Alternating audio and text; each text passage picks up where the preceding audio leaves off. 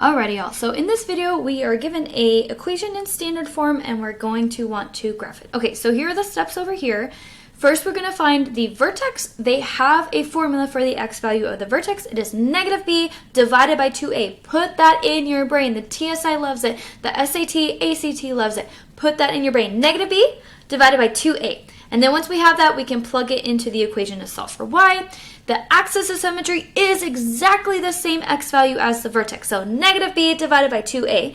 And then lastly, we can find the y-intercept and concavity. So let's deal with the vertex first. So we have this nifty equation, x is equal to negative b over 2a. Well, we need to figure out what is our a, b, and c first. So make sure it's in standard form, x squared, then the x, then the number, and then we can label our a value. Make sure if it's a negative, we incorporate the negative in our b and c value there. Okay, a, b, and c is done.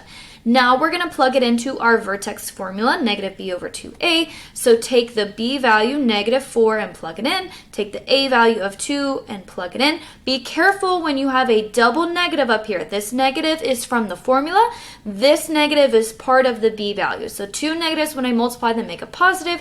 2 times 2 is 4 on the bottom, and 4 divided by 4 is 1, not 0. Make sure you put it as 1. Okay, cool. So we found that the x value is equal to 1. Now we need to find the y value, because remember, a vertex is actually a point.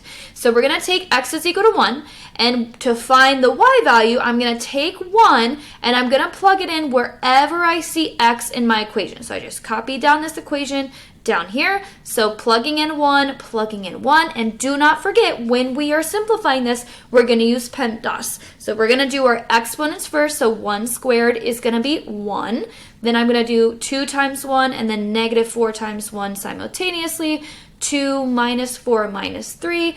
2 minus 4 is negative 2, and negative 2 minus 3 more gives me a negative 5. I have found my x, I have found my y. Now I can put it together, and my vertex is 1, comma, negative 5. Make sure you're putting it in order of x to y.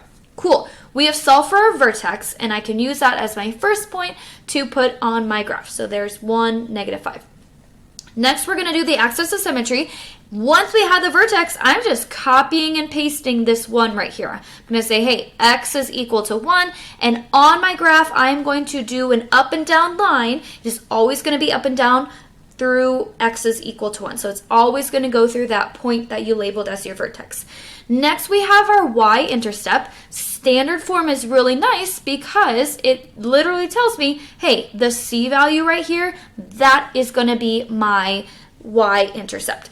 If you wanted to do 0 and plug in 0 here, plug in 0 here, and simplify the equation, you would also get negative 3. So on my graph, 0, negative 3 is where it crosses the y. Now, I can use the axis of symmetry. Symmetry means it's cut directly in half. If this guy is 1 to the left of that axis of symmetry, 1 to the right is going to be my other point. So I can use that axis of symmetry to actually get an extra point without doing any extra math. And then lastly, the concavity. I'm looking at the a value. 2 is bigger than 1, so I'm going to have a smiley face, and I'm just going to connect my dots. At this point, it is a sketch, so as long as you have 3 points there, you should be good to sketch. And usually, if you have 3 points, you already know that it's going up, but it's always a good check to make sure that if you have a graph that looks like it's going up, that your coefficient here is positive.